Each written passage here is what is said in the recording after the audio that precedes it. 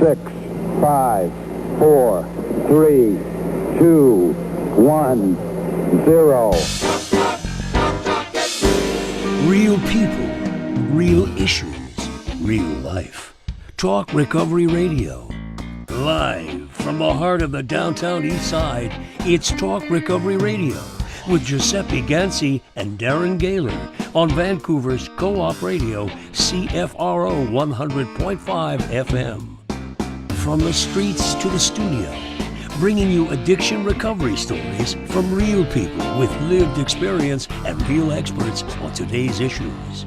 Tune in live every Thursday, noon to 1. Powered by New West Recovery. Real people, real issues, real life. Talk Recovery Radio. And good afternoon, Vancouver. Hello, you're listening to Talk Recovery Radio. Hello, Mr. Darren Gaylor. Hello, Giuseppe. Awesome. How awesome. You doing? Great. Good. Yeah. Same here. I'm getting all excited. We've got, this show is brought to you by New West Recovery, made up of Last Door and Westminster House.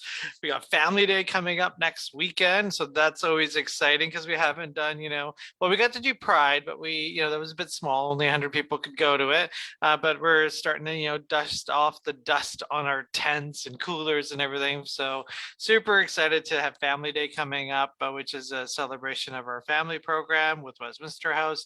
So that's next Saturday. So all of our alumni stakeholders, make sure you registered online because you have to these days with COVID.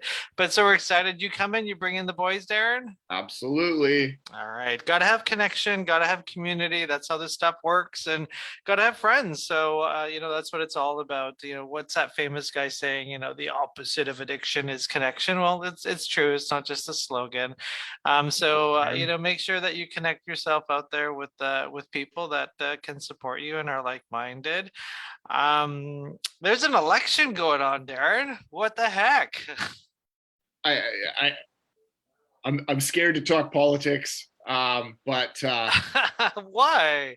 Well, I mean, yeah, anytime there's an election going on, I get all nervous. I don't know. I don't know where to gather my information. You know what I mean? Like Twitter. It's the only reliable source left is Twitter. That's where you got to get you got to doom scroll your life away on Twitter. That's what you got to do. I mean, I don't claim to be so political that I am a party. Like, I don't wear a conservative jersey or a liberal shirt or, anything like that. Like, so I'm open to all of them, which is great. But, I worry about, why I'm voting, like I naturally am very concerned with the opioid crisis and the recovery sort of plan in place with whatever party takes over. But then, how many other things, if that plan is good and I agree with it, how many other things am I looking past or through or, not even considering and that, so I'm going to start my research. There's a couple of things. One is, thousands of people have died. And every time I'm scrolling social media, like the one thing I keep seeing is this $10 a day daycare. And it's kind of disgusting if you ask me. It's like, why am I not scrolling to see, what the recovery plans are going to be and how can we stop these overdose deaths? Like, why isn't that in our face? But no, let's just keep talking about $10 a day daycare, which to me is a no-brainer. Like, why is this even something that needs to take place after the election? Why didn't he do it 2 weeks ago? It's just, are we really, I'm not disappointed in Trudeau or I'm disappointed in a lot of Canadians that are actually believing this stuff, like $10 a day daycare. I got, a car seat in my car. I got 4-year-olds, 2 4-year-olds that I see all week. So I get like $10 a day daycare is needed, but it's like really, with all these deaths going on, that's what I keep seeing on Facebook spouting. I find it an insult to the intelligence of myself and and all the other Canadians that are just buying this, conversation about $10 daycare. Like, it's like, hey, we're just going to bribe you for your votes. So yeah, let's get $10 a day daycare. We should have got it a long time ago, but yeah, let's do it after the election. It'll probably take them 4 years to do.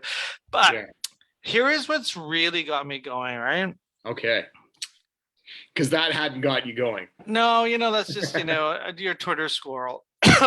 Addiction really takes the life out of you. Like, I have never, been so interested in what happens in our country. Like, when I was 19 and 20 and 21, and like, I didn't even probably, like, I just didn't care. And it's not that I didn't care, it's just finding means and ways to get more was so much more important to me than figuring out who is our leaders and how the government worked and all that kind of stuff. And, I really look back, and I don't know why it's affecting me so much right now, but it really truly is. Like, I'm taking moments of my day and I'm just like, what was wrong with me? Like, a couple of decades ago now, but like, what was wrong with me? Like, that, it's the citizenship. Like, addiction takes away our citizenship. Like, I was not, a productive person. Like, I just drank, did drugs, partied, and that's what I did. And I don't know if there's anything wrong with that. So if that's what you do and you're listening, like, it's not that it's wrong. It's, I ripped myself off. You know what I mean? I feel like I'm catching up. I'm catching up now to like undo the laziness that I had in my life, and really getting involved. Like, it's an accumulation of actions that I've done, and millions of us have done, inactions, may I say, that's gotten us to where we're at today. And when it comes to climate, when it comes to addiction, when it comes to healthcare, when it comes to $10 a day daycare, like, it's a new idea. Like, it's not a new idea. Like, just do it today, right? So if you're watching and you're listening, like, I don't know, get some passion for your citizenship. Like, I got some right now, and that's something I didn't have for a really long time, and I'm disappointed. And the only way I can make amends for that is to actually raise my voice today, and I get to do it through a radio show right now, so that's pretty cool. So I hope if you're watching and listening, like, yeah, it is a big deal. And we're looking at what's going on. I mean, just quickly, I think back, then, like, yeah, we can blame it on, we were young, it didn't really matter. But I mean, I think there was a different trust in the government. I think we felt like, as Canadians, we didn't have to worry. We had good government. We had, like a good way of life. And it was sort of like, it's very almost comparable to the United States in like the spiels and the campaigns and the promises, and and then, like, throwing the other party under the bus, and fighting like children. It's tough. I just want to be somebody that follows up with what I'm voting for, and will commit to holding the officials accountable when they're not, like you see in Europe, like the protests that happen, the people that come into the streets when it's government not doing what they said they would do. And I'm prone to just be like, oh well, and I don't want to do that. I want to stand behind the vote and push for what they say they were going to do. So, like I said, research and be part of. And if you want to make some noise, and you want to, your recovery is important to you, come to Recovery Day on September 11th. It's going to be in Uptown New West. There's a picture from a couple of years ago. We get to do it in person again this year. We got a permit. So September 11th, noon till 5, Recovery Day BC. It's a celebration, but it started off as a rally. Like, Recovery Day started off as a protest. Like, hey, we exist. Recovery works. Hello, government. Like, you can't say we don't exist. So that's what it started off. And that's what it continues to be. So that's why we do Recovery Day, is to show the government, like, people can recover. So come on September 11th. Hope you like what you're hearing. Recovery Day, I'm not Recovery Day, Talk Recovery Radio comes to you live every Thursday, noon till 1, with my co-host, Mr. Darren Gaylor, powered by New West Recovery. 7 years of shows, thousands and thousands of listeners, and hundreds of guests, which we always appreciate their time on the show. And I think we've had some fun doing this, Darren. Hey, definitely get to talk about a lot of different issues. And, sometimes, in the world of Twitter and stuff, we get known as the 12-step guys and all that kind of stuff. But, we've had everybody on this show from, tons of different pathways of recovery. And today we get to talk about that today. So Darren, who are we talking recovery with today? Yeah, we get to welcome and talk recovery with Jean-Francois Benoist, who has been counseling people struggling with addiction, mental health, and relationship issues for over 20 years. He co-founded the exclusive Hawaii non-12-step residential addiction treatment center with his wife Joyce in 2011. He is the creator of the therapeutic methodology, Experiential Engagement Therapy, EET, which focuses on addressing a person's underlying core beliefs. Also the author of Addicted to the Monkey Mind, Change the Programming That Sabotages Your Life. Welcome to the show, Jean-Francois. We'll call you JF. JF for short. Thank you for having me. This is awesome. Giuseppe, Darren, wonderful. This is fantastic. I mean, we love getting a guest that has been around. You have the experience, the years in, your own methodology, a book, and a center in Hawaii. So, I mean, we got many questions for you. Let's start with what was going on in your life? What was your history and your experience that got you involved in this life of helping people in addiction? Yeah, well, it wasn't pretty, I can tell you that. Not like we are now today, right? I think we can all relate, right? Yes, sure can. Yeah. So, I come from a generation of, my father was an alcoholic, my great grandfather. I mean, it just goes down the line. I remember actually my father, I think when I was 14, I started heavily drinking and abusing drugs when I was 13. And I do remember, my dad was a high profile attorney who didn't show emotion, who was very reserved to himself. And the only time I ever remember seeing him cry was when I was, I think, 14, and I was in the basement of the house with my buddies drinking. And he called me over to the stairs and he said, please do me a favor, just don't become an alcoholic. And that was like the first time I ever saw, I think probably one of the rare times that I saw my dad cry. And so, it was rough. I think that I've lived, the fortunate side of, I think, my history with drug abuse and alcohol abuse really comes from the fact that I did it very young. So the majority of my abuse were between the age of 13 to about 27. And then, I'm 56 now, so I have many, many years sober now. My life is radically different. So I was also, the mixture of things that's interesting about my background is just that I was introduced to seminars and personal growth world at a very young age. So when I was 15, I did my first seminar called Relationship. And it was a derivative of EST, which EST was a big organization in the 70s for personal growth and personal movement. And so I've always had through the battle of drug and alcohol abuse, I still had some moments in long periods where I would start discovering that there's another way to live, right? And so I was able to build that over time and then eventually really, really immerse myself into, obviously, this world and helping others. Yeah, I mean, and nowadays, even so many different ways and many pathways. Most people, they end up where they end up. Maybe some research is done and maybe a referral from a friend or someone they know as far as what type of treatment or what type of counseling or therapy. And then sort of, biasly, remain in that. Where was it that you developed not only your own methodology, but your own sort of process of recovery? Was it just an amalgamation of everything that you've experienced up to that point? Did you do research? Where did that come from? Well, it's a mixture of things. I would say definitely trial and error, definitely immerse myself in different methodology, trying to understand better what's the source of what's really driving, right, our addictive behavior.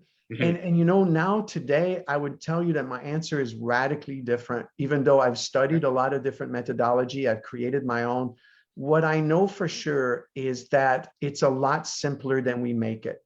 So oftentimes when we go to therapists, if you look at the foundation of therapy, it's cognitive behavioral therapy, which is super helpful, but it says it in the name, cognitive, right? So imagine that we're learning things analytically, but the truth is you can never learn to ride a bicycle by talking about it, right? You can never read a book about riding a bike and learn to ride the bike. And the truth is we have to come to some understanding that recovery is the same way. You can learn a lot about yourself. You can learn about your trauma, your past, all kinds of things. But the bottom line is that the method to get us sober has to be experiential. And that's one of the reasons why now I've created this methodology called experiential engagement therapy, because it's just about that. And it's a lot simpler than we make it. So I can give you a simple example. One of my favorite quote that I use a lot is, "You matter to me." Okay, so I want you to imagine for a second when you say that to a stranger, you meet somebody for the first time and you say, "You know what, you really deeply matter to me." The response would be probably awkward, right? The person would be like, "What do you mean? You don't know me," right? But in reality, if we take a minute and go a little deeper inside of ourselves, we would realize that emotionally, we're all the same. Mm-hmm. I've never met a person that doesn't have anxiety. I've never met a person that doesn't have negative thoughts. I've never met a person that doesn't have doubts. Right. I've never, and so if you look at it, the reason why we named the book Addicted to the Monkey Mind is because we really believe that that's the addiction. The real addiction is not the substance.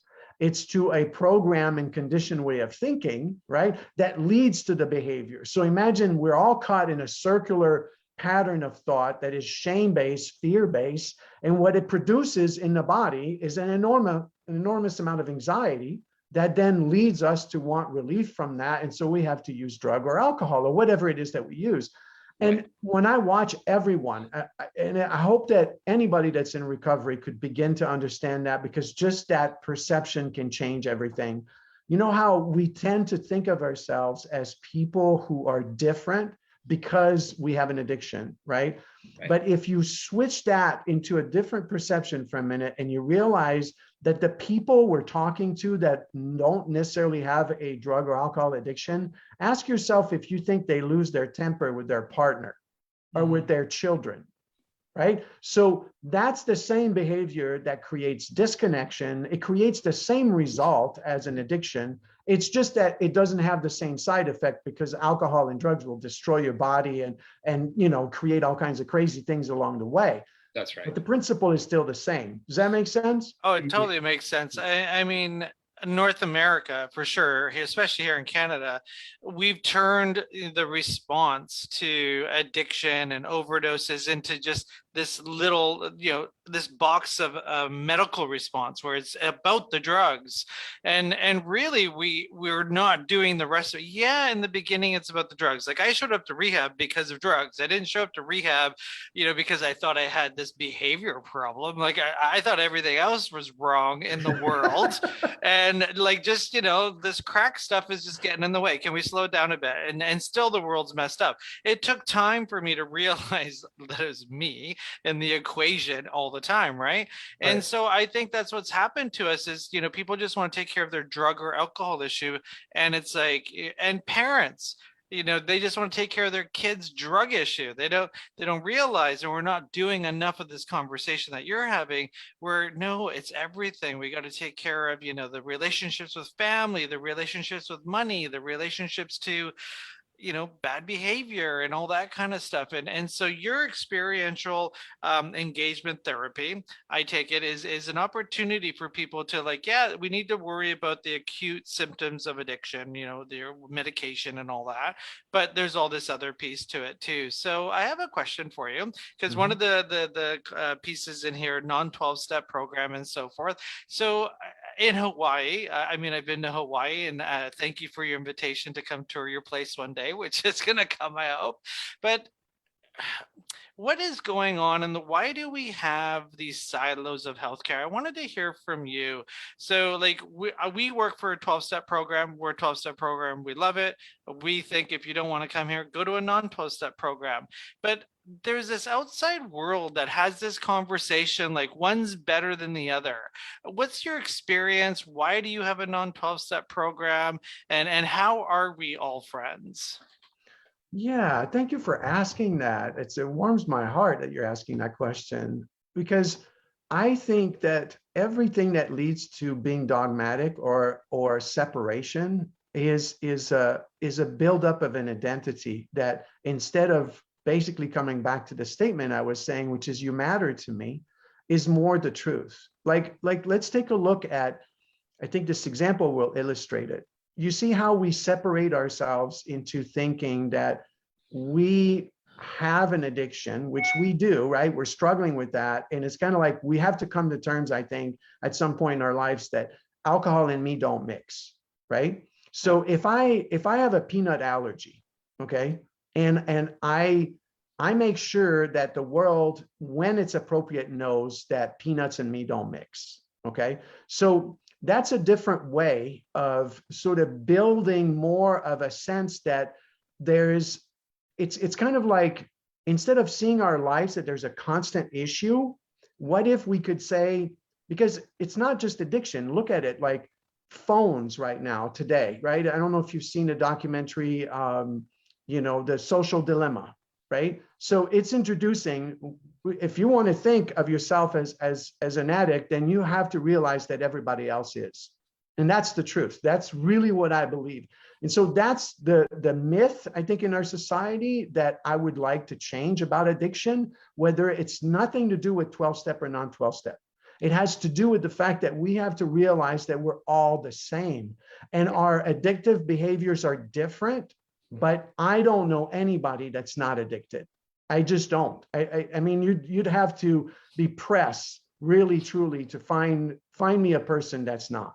Yeah, maybe the Dalai Lama. I'm not sure, but completely agree 100% with that philosophy, and how much I think everybody, each individual would reach out more readily. The conversation of what it is you're addicted to distract yourself from, of the emotional stuff that's going on would be, as a matter of fact, and at the dinner table, it's just difficult for the housewife that's, hiding her Mickey in her Gucci purse to say I'm the same as the junkie on the downtown east side. That's the same as, the guy that's just smoking a cigarette on his lunch break, because we've set it up. Right. There's all of these differences and separations. So I like the philosophy of, just giving some more grace to people that are seemingly, worse off or more addicted or addicted to something worse. I really wanted to, send my appreciation to that thought process. Yeah. So can I ask, that being said, so your book, and what is the monkey mind? And is that speaking to, that's that thing that we all have like that? Yeah, exactly. So the monkey mind is basically, the majority of us are not really aware of a very, very simple fact. So I introduced that at the beginning of the book. Which is, imagine that our mind is like a computer, right? So somebody had to go and program the computer for the computer to operate. Well, the same is true for us. What we don't realize is that the majority of our condition and program thinking comes from the age of 0 to 7. So imagine how many times the average child is told, why didn't you do your homework? It looks like an innocent statement. It looks like, but if you start paying attention to more and more of all the sorts of pressure that we were under growing up, it starts creating a conditioned and a precise way of thinking that says, if I do this, I'm loved. If I don't, I'm not accepted. This is, and so we don't realize that the majority of that programming is shame-based and fear-based. So that means that in order to be sort of good people or wanting to succeed in the world, we have an operating system behind the scenes that's constantly shaming us and also making us be afraid and anxiety and building it up. And it's all there for the purpose of creating ourselves a good life and becoming a better person. So I would say when somebody really struggle with an addiction that is very intense, their monkey mind is so loud that they're not getting relief. They're just not. And, I say every day, I say the addiction itself is an act of love. And if we can only wake up to that, because would you ever say to a person who's trying to relieve themselves from anxiety, whatever method they're using, doesn't matter, would you say that they're a bad person because they're trying to relieve themselves from anxiety? Of course not.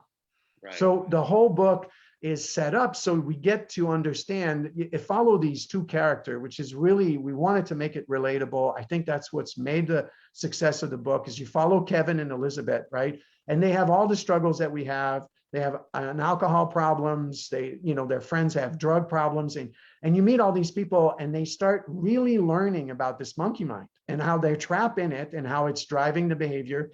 And they start being introduced to specific skills to develop what we called an observing mind, which is basically the ability to connect more with the resilient self that we are today, instead of constantly being hijacked, which is what the monkey mind does.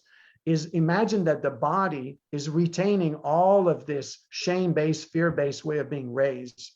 My favorite analogy of this would be the body to the body, right? It's like, imagine a dog that's in a room, and every day for 10 years or 15 years, there's a person that walks into the room and kicks the dog. So imagine now 15 years later, you walk into the room and now you want to love the dog. How's the dog going to respond? So our body is conditioned that way. So you can wake up one morning and say, oh, today I'm going to be sober, right? And your body is going, no, you're not. You're a piece of work, man. You're not, and it's just and then you're fighting against that because the body only believes real life experience. And so this is why that the way out is we have to understand that we have to create new experiences today over and over, repeated in the body. And the body can go, oh, I get it. I'm not my past. I'm not these monkey mind thoughts, right? That are so shame-based and fear-based. So it's a wonderful journey that the book takes you through, for sure. And that there's other ways, like the body, brain, emotional state can experience other ways of coping with the anxiety, dealing with the stress, than just that one thing that, we proved ourselves gives us immediate relief, a long time ago. And I guess what you're saying, that as far as the book, Addicted to the Monkey Mind, not so much for somebody with a monkey mind or suffering in that state, but how beneficial it would be to the people around that individual. Just having that perspective of, or that level of understanding that, they're not doing it, to me, they're not doing it to, to make my life more difficult. They're doing it to seek relief. They're doing it to try to get through another day. Because so many people around that addictive person are just angry and mad, and how dare you, and how can you keep doing this? Which is a reality, which is, that family member, friend's reality.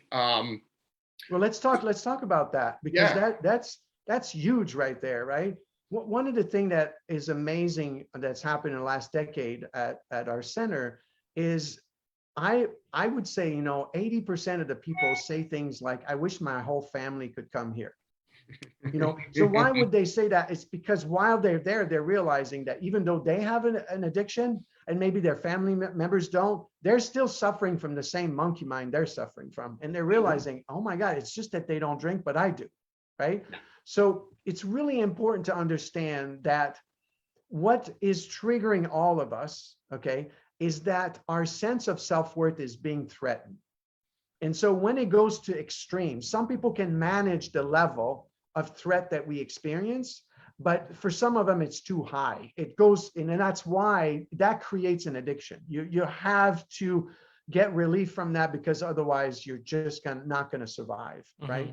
So it's really important to understand, if once you get to understand your own monkey mind, and especially how it drives emotion, okay, then you can take what's happening with the people around you with a grain of salt, because you're seeing that where they're really functioning from, like when somebody's pissed at you because you're drinking, what are they really saying underneath that? They're not saying what's wrong with you. What they're really saying is their nervous system is saying, I love you and I don't know how to love you anymore. And I'm so scared. I don't know what's going to happen to our relationship. And this, and it's just like all of that is too much to deal with. So they can't deal with it. And so then they go outward just like everybody else. And in the book, I really express how emotions really work. There's a whole section called, emotions as your guidance system. And emotions are pointing out to, they point out to our program mind, okay? So emotions are like the best, and I call it the highest form of intelligence, because they can tell you exactly what's going on. The problem is that society has taught us to do one of two things with emotion.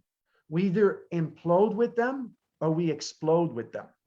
Right. And neither of those is accessing the wisdom of those emotions. And so we're so busy, basically what I call it creating debates. And what we're debating for is our sense of self-worth. So every single argument you can come across the planet will be based on a debate about my own sense of self-worth, trying to prove to you that I'm okay and the other person's doing the same thing. And no one acknowledges the deeper source of the programming that says it's some form of I'm not enough, or I did something wrong, or I'm not lovable, or I'm not smart enough, or I'm stupid, or that's the operating system. It's not more complicated than that. Man, where did we go wrong and think that there's a category of negative emotions and good emotions, and just live trying to create good emotions and suppress, repress, bury negative emotions. Like I love that notion that at any given time, before cognition kicks into what's going on, there's an emotion that's trying to give us a warning, let us know how to, how to react, how to respond.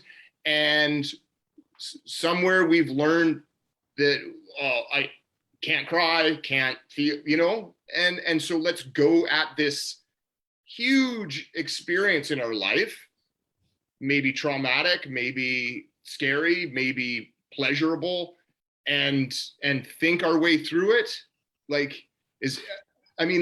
That's a big problem, isn't it? Like that's a big part of what we're doing wrong, well, Yeah, and that's the root of addiction right there. Think of it. Brené Brown did a decade of research, and what she found, right, is she says the people who are truly happy, right, she calls them the wholehearted people, right. And she discovered that they have the highest tolerance for discomfort.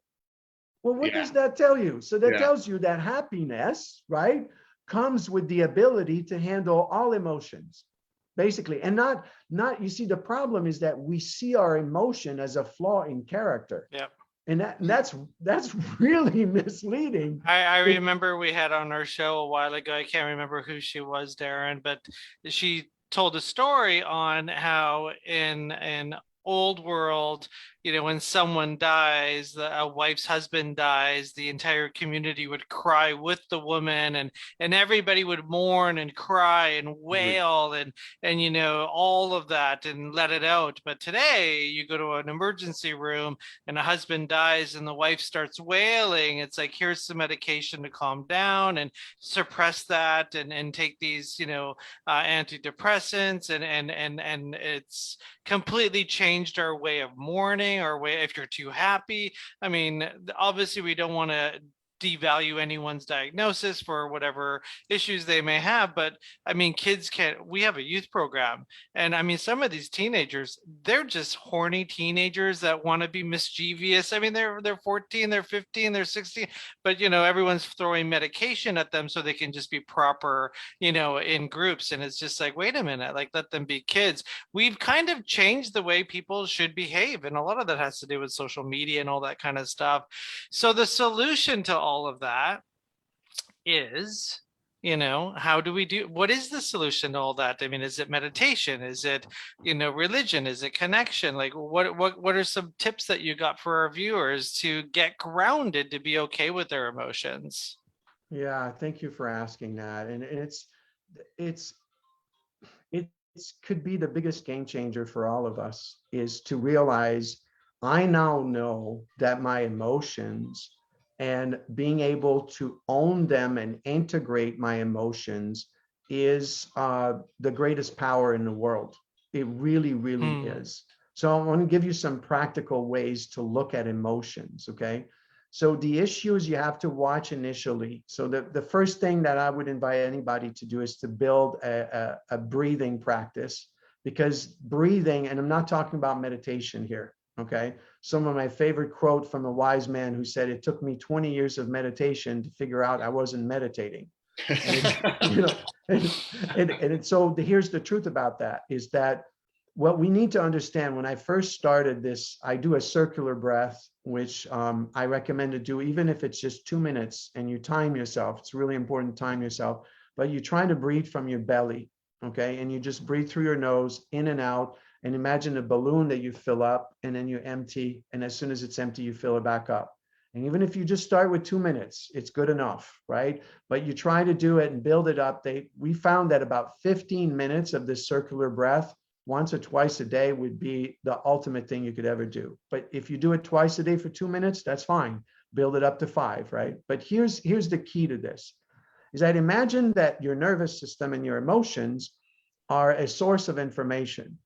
But in order to understand this information, you have to access the information.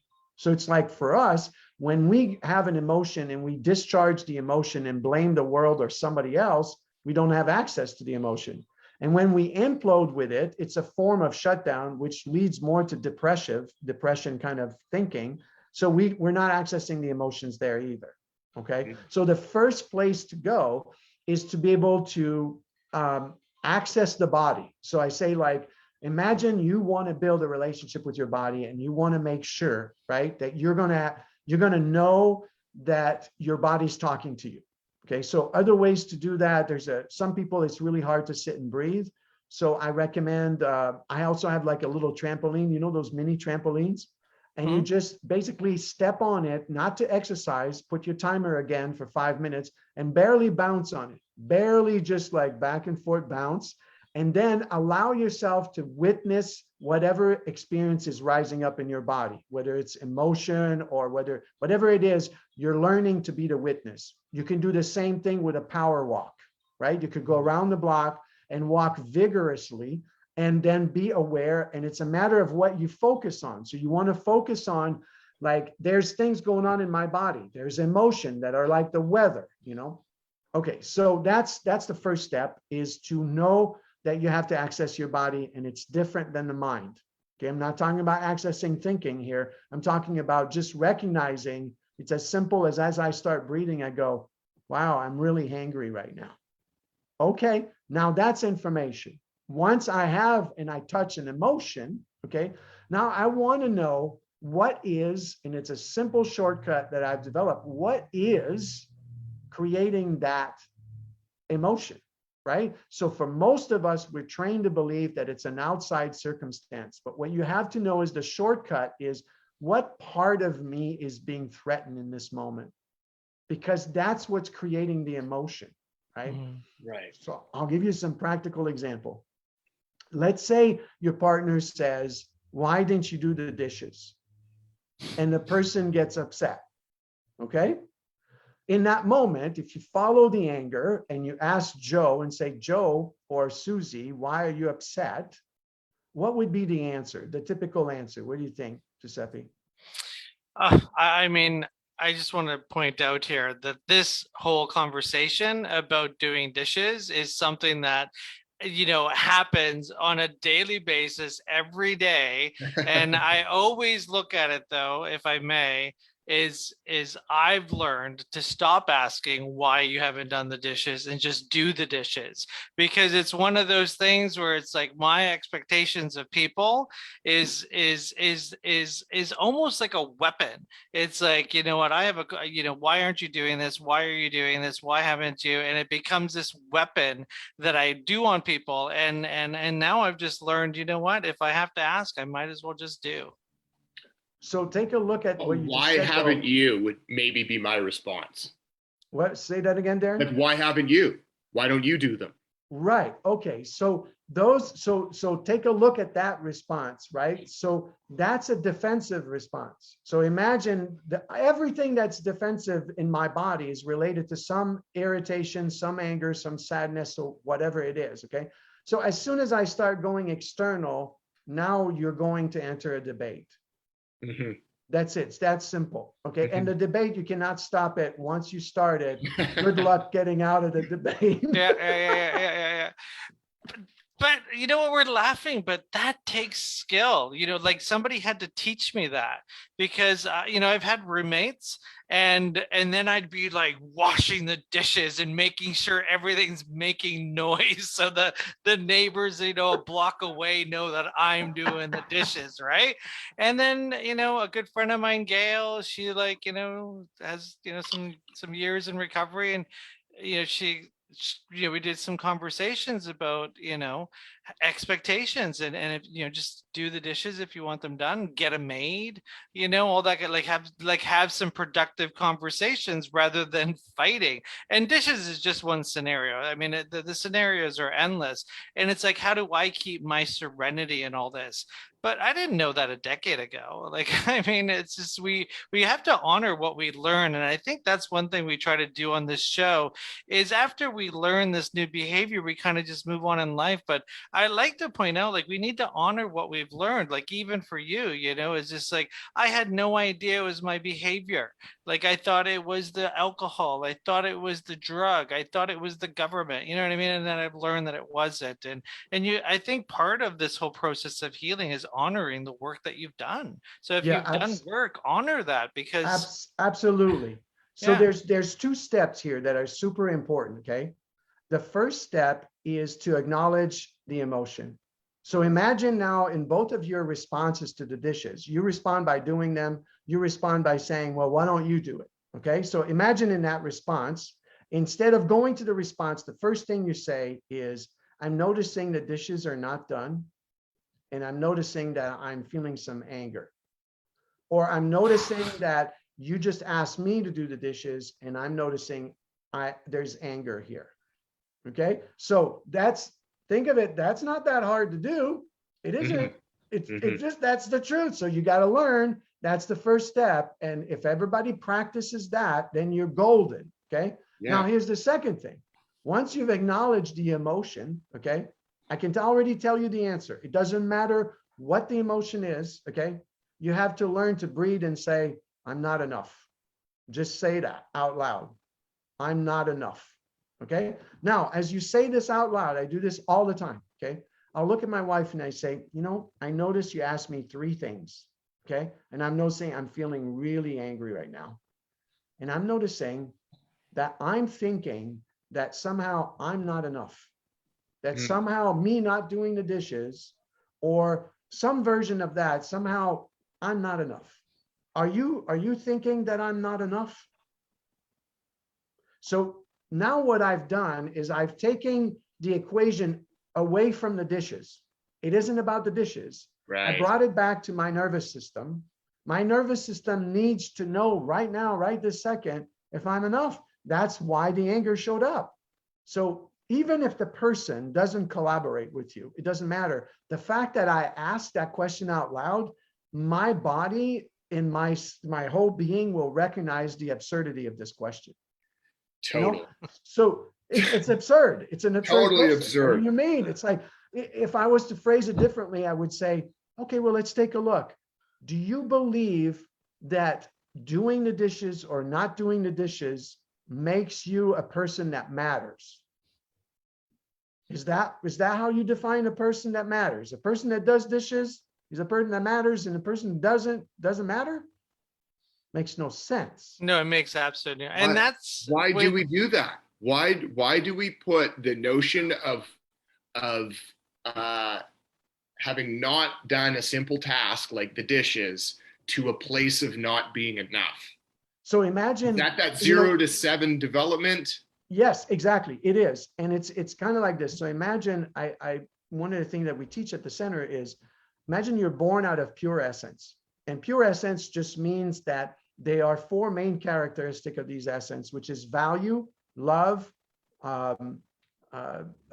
courage, and truth.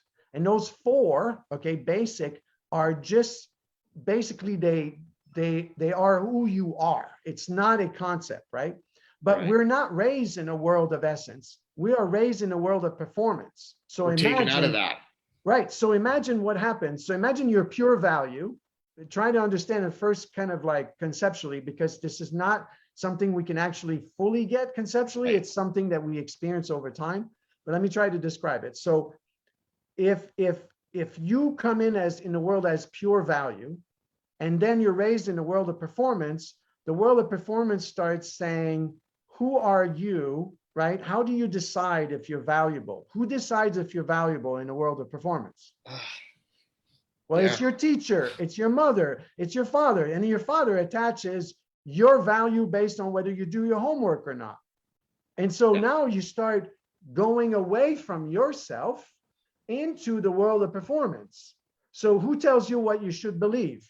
The truth, right? So you already are pure truth, which is you're a human being. In Hawaii, they say, if you have a Pico and I have a Pico, then we're all the same, which is, the belly button, right? And it's just like, okay. So those 4 basically core of who we truly are as essence, they are being put in jeopardy from 0 to 7. So we then are becoming a performance. And that's why we react to everything, because we think that we get our value from our performance. Yeah. And so, and that is the source of addiction. It's like, it will drive you to drink because there's nothing more challenging to deal with than having your sense of self-worth and value constantly being in jeopardy. Mm-hmm. It's unbearable. And I mean, the sad part is for me when I'm relating to this, when it's resonating with me, that we're talking about treating it in a 40-year-old drug addict, that, like, are we missing where the real interventions are? And I mean, I think we need to just go with this and provide the best we can. But like, just for me, I'm raising currently a 3 and a 6-year-old, and it's like, okay, I can bring this concept, I can bring these ideas, I can bring this behavior to myself for the modeling that can be done, for the little ones that are coming. And yeah, it might be frustrating to so many of us, because I feel it a little bit in myself of I wish I knew this, or I wish I ran into you when I was 16. Like, I wish I ran into these earlier on, and it came about itself so late, and so many people are dying from addiction and overdose and things like that. And it's like, when do you see when do you see like a bigger change? Like, do you have, I mean, you're just one place, right? Do Yep. you have an arm reaching out to other facilities and treatments? And I mean, are other people engaged in the experiential engagement therapy? You know, where, like, what kind of footnote are you in right now? Yeah, I'm actually getting ready to launch. My dream has been to launch a movement called You Matter to Me. And I want to bring it into, also think of it in the 12-step world. One of the things that, if you interview every single person that's in the 12-step world and you talk to them about their sponsor, what would you say the most common thing you hear about a person's sponsor? They're probably one of the most important people, if not the most important person in their life. Yes. Do you get this? Okay, Yeah. So here's the thing though. Is your sponsor, where does your sponsor come from? So if your sponsor is constantly feeding the performance, the sponsor doesn't realize that they're aggravating, they're like throwing fire onto, gasoline on the fire. But imagine for a second, which is what I found, is that the people who report their relationship with the sponsor being amazing is that there's a deep, deep level of acceptance that occurs there. That they don't feel judged, they actually feel cared for, okay? So imagine that leads me to the essence of this movement that I think we all need to wake up and realize that this is the basic truth, is that there are 4 primary pillars to mental health and to recover from addiction. And it's not so much related to therapy, it's related to the nervous system. And those 4 pillars are, we need to experience in the body, it's all experiential. We need to experience a sense of belonging. We need to experience being seen by other people. We need to experience that our life matters and makes an impact. And we need to be connected with nature. So if we nurture those 4 aspects of our lives, addiction can't survive with this. If you look at addiction, it's rooted in isolation, in a circular pattern of thought that is shame-based and fear-based, and basically just getting high all the time, numbing everything out, right? Now, look at the first one, which is a sense of belonging, how to create connection. Well, we have an opportunity with the sponsor right then and there to create, and there's a research that was done for suicide, and it shows that 80% of people who have a plan to commit suicide, if they have only one person show up for them, they don't follow through. That's all it takes, right? Just one. So imagine that's the world that I believe we all need to move towards, is how to consistently every day have a sense that your life matters, being seen by other people, that you belong, and you're connected with nature. So I'll give you some simple example. I like telling this one because it just lit me up, right? So in Hawaii, we have this volcano, Mauna Kea, and it's really steep hills, and I love to hike up the hill, right? So I'm hiking, and it's like a 4-mile round trip, and I'm coming down the hill, and I'm sweating, and I'm just power walking, and this local guy pulls up with his truck, and he rolls down his window, and he looks at me, and he says, "Hey, bro, did you walk up all the way up the hill, and you power walked that down?" And I go, "Yeah."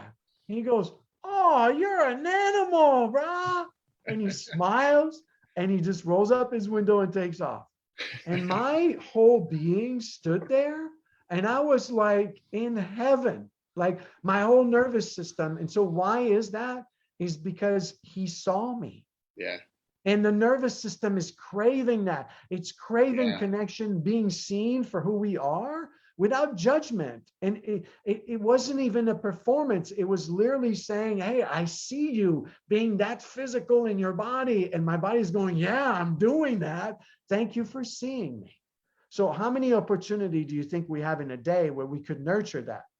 I constantly, my mind now, I direct it through that focus. Like I went to the beach, and I see these 2 kids playing, like they were playing soldier and war and all this amazing stuff. And the mother's sitting there, and I look at the mother and I go, "Are you seeing this? Are you paying? This is real." they're defending countries and this is really happening. And she goes, oh my God, yeah. And we all got so excited. So she felt seen, the kids felt seen, and we all had this magical moment. And then I walked away, right? So if we train ourselves to start shifting the focus and give ourselves repeated experience of connection, belonging, and also doing things that matter, that make an impact to other people. It's not that hard, you know? And at No. the same time, pointing it out. Like, I like that idea of like seeing it and saying it and seeing if somebody Acknowledging else it. sees it. And, you know, like to change what I'm looking at, to see the impressive behaviors, to see the things that are amazing that other people are doing. I like that.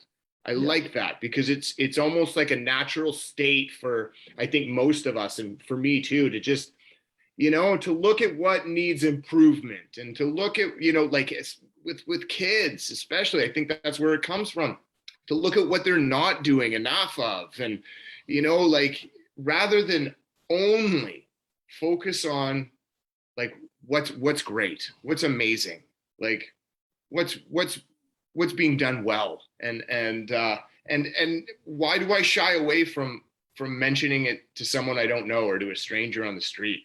You know, it's something to think about. I really like that. One of the main aspects I introduced in the book towards the beginning is the Walton family versus the Smith family. And there's a simple example where there's a boy and a little girl playing in the living room, and dad's sitting reading the newspaper. And as the boy's playing with his truck, he bangs the coffee table, and there's grape juice in a pitcher, and it spills on the carpet. And in the first family, this dad stands up and says, God damn it. And he's really upset, and he sends them to their room. Okay. And then the second family, the dad sits in his chair, puts his newspaper down, and calls the children over. He says, hey, come here, come closer.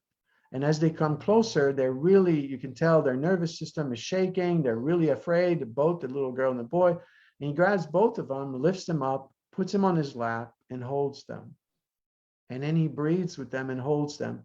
And then until at some point he feels like their bodies just go, oh, okay. So the difference here, and this is what I introduce in the book, is I think it's important for us to understand that we actually need to treat ourselves like the second family, like the father does. And we don't realize that our nervous system is constantly being triggered like in the first family, okay? And it is our job to monitor that. Nobody else can monitor that for ourselves, okay?